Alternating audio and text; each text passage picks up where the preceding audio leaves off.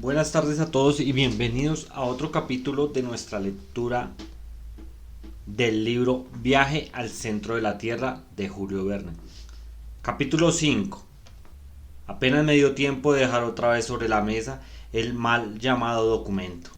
El profesor Lindenbrock parecía en extremo preocupado. Su pensamiento dominante no le abandonaba un momento. Había evidentemente escudriñado y analizado el asunto, poniendo en juego durante su paseo todos los recursos de su imaginación y volvía dispuesto a ensayar alguna combinación nueva. En efecto, se acomodó en su butaca y con la pluma en la mano empezó a escribir ciertas fórmulas que recordaban los cálculos algebraicos. Enseguida, con la mirada, su mano temblorosa, sin perder ni un solo de sus movimientos, ¿qué resultado imprevisto iba a producirse de pronto? Me estremecía sin razón, porque una vez encontrada la verdadera, la única combinación, todas las investigaciones debían forzosamente resultar infructuosas. Trabajó durante 3 horas largas sin hablar, sin levantar la cabeza, borrando, volviendo a escribir, raspando, comenzando de nuevo 1000 veces. Bien sabía yo que, si lograba coordinar estas letras de suerte que ocupasen todas las posiciones relativas posibles, acabaría por encontrar la frase. Pero no ignoraba tampoco que con solo 20 letras se pueden formar 2 quinquillones, 432 cuatrillones, 902 trillones, 8.166.640.000 combinaciones. Ahora bien, como el documento constaba de 132 letras y el número que expresa el de la frase distinta compuesta de 133 letras, tiene, por la parte más corta, 133 cifras, cantidad que no puede anunciarse ni aún concebirse siquiera. Tenía la seguridad de que, por este método, no resolvería el problema. Entretanto, el tiempo pasaba. Se hizo la noche cerrada y cesaron los ruidos de la calle. Mas mi tío, abismado por completo en su tarea, no veía ni entendía absolutamente nada, ni aun siquiera a la buena Marta, que entreabrió la puerta y dijo: ¿Cenará esta noche el señor? Marta tuvo que marcharse sin obtener ninguna respuesta. Por lo que respecta a mí, después de resistir durante mucho tiempo, me sentí acometido por un sueño invencible y me tiré a dormir en un extremo del sofá, mientras mi tío proseguía sus complicados cálculos. Cuando me desperté al día siguiente, el infatigable peón trabajaba todavía, sus ojos enrojecidos, su tez pálida, sus cabellos desordenados por sus dedos febriles, sus pómulos amoratados delataban bien a las claras la lucha desesperada que contra lo imposible había sostenido, y las fatigas de espíritu y la contención cerebral que durante muchas horas había experimentado. Si he de decir la verdad, sentí compasión, a pesar de los numerosos motivos de queja que creía tener contra él, me había conmovido. Se encontraba el infeliz tan absorbido por su idea que ni de encolorizarse se acordaba. Todas sus fuerzas vivas se reconcentraban en un solo punto, y como no hallaba salida por su cauce ordinario, era muy de temer que su extraordinaria tensión le hiciese estallar de un momento a otro.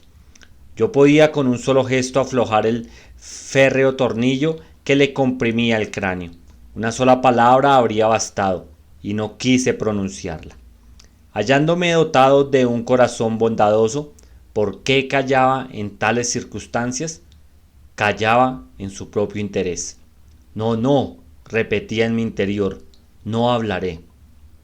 Le conozco muy bien, se empeñaría en repetir la excursión sin que nada ni nadie lograse detenerlo. Posee una imaginación ardorosa y por hacer lo que otros geólogos no han hecho, sería capaz de arriesgar su propia vida. Callaré por consiguiente. Guardaré eternamente el secreto de que la casualidad me ha hecho dueño. Revelárselo a él sería ocasionarle la muerte. Que lo adivine si puede. No quiero el día de mañana tener que reprocharme el haber sido causa de su perdición.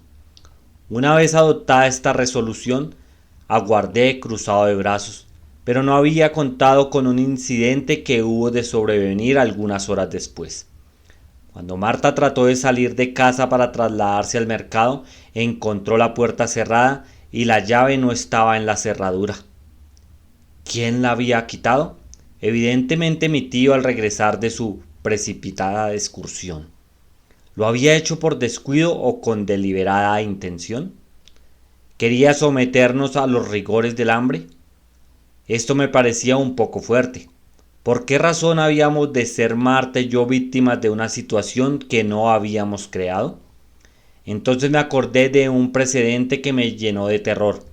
Algunos años atrás, en la época en que trabajaba mi tío en su gran clasificación mineralógica, permaneció sin comer 48 horas y toda su familia tuvo que soportar esta dieta científica. Me acuerdo que en aquella ocasión sufrí dolores de estómago que nada tenía de agradables para un joven dotado de un devorador apetito. Supuse que nos íbamos a quedar sin almuerzo, como la noche anterior nos habíamos quedado sin cena. Sin embargo, me armé de valor y resolví no ceder ante las exigencias del hambre. Marta, en cambio, se lo tomó muy en serio y se desesperaba la pobre. Por lo que a mí respecta, la imposibilidad de salir de casa me afligía mucho más que la falta de comida, por razones que podrán adivinar fácilmente. Mi tío trabajaba sin cesar, su imaginación se perdía en un dédalo de combinaciones, vivía fuera del mundo y verdaderamente apartado de las necesidades terrenas. A eso del mediodía, el hambre me aguijoneó seriamente. Marta, como quien no quiere la cosa, había devorado las vísperas, las provisiones encerradas en la despensa. No quedaba pues nada en casa. Sin embargo, el pundonor me hizo aceptar la situación sin protestas. Por fin sonaron las 2. Aquello se iba haciendo ridículamente intolerable y empecé a abrir los ojos a la realidad. Pensé que yo exageraba la importancia del documento, que mi tío no le daría crédito, que solo vería en él una farsa, que, en el caso más desfavorable, lograríamos detenerle a su pesar, y en fin, que era posible que a la larga diese él mismo con la clave del enigma. Resultado en este caso infructuosos los sacrificios que suponía mi abstinencia. Estas razones, que con indignación hubiera rechazado la víspera, me resultaron entonces excelentes. Llegué hasta juzgar un absorto en haber aguardado tanto tiempo y resolví decir cuánto sabía. Andaba pues buscando la manera de entablar conversación cuando se levantó el catedrático, tomó su sombrero y se dispuso a salir. Horror, marcharse de esta casa y dejarnos encerrados en ella. Eso nunca. Tío, le dije de pronto, pero él pareció no haberme oído. Tío Lindenbrock, repetí levantando la voz. Respondió él como quien se despierta de súbito. ¿Que tenemos la llave? ¿Qué llave? La de la puerta. No, la del documento. El profesor me observó por encima de las gafas y debió ver sin duda algo extraño en mi fisonomía, pues me asió enérgicamente el brazo y sin poder hablar me interrogó con la mirada. Sin embargo, jamás pregunta alguna fue formulada en el mundo de un modo tan expresivo. Yo movía la cabeza de arriba abajo. Él sacudía la suya con una especie de conmiseración, cual si estuviese hablando con un desequilibrado. Yo entonces hice un gesto más afirmativo aún. Sus ojos brillaron con extraordinario fulgor y adoptó una actitud agresiva. Este mudo diálogo, en aquellas circunstancias, hubiera interesado al más indiferente espectador. Si he de ser franco, no me atreví a hablar, temeroso de que mi tío me ahogase entre sus brazos en los primeros transportes de júbilo, pero me apremió de tal modo que tuve que responderle. Sí, le dije, esa clave, la casualidad, ha querido. ¿Qué dices?, exclamó con indescriptible emoción. Tome, le dije alargándole la hoja de papel por mí escrita.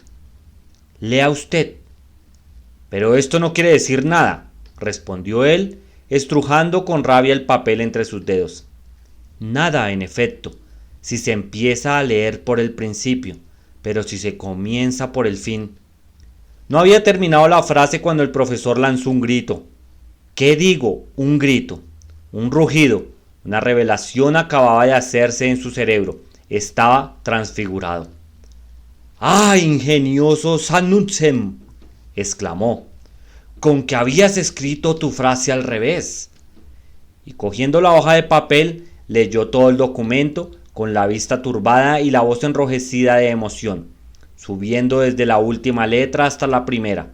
Estaba redactado en estos términos: In Snilfeld, Joculis Creterem Ken Delibat, Ubrand Scartaris, Juli Indrat Calendas Descendet, Audas Viator, el terrestre Centrum Atening, Cov Feci, Arnet Sagnuncem.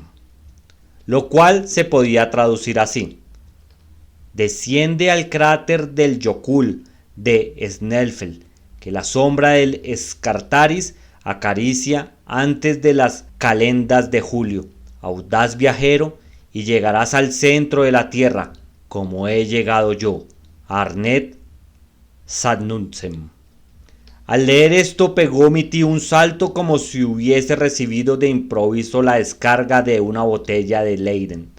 La audacia, la alegría y la convicción le profería un aspecto magnífico.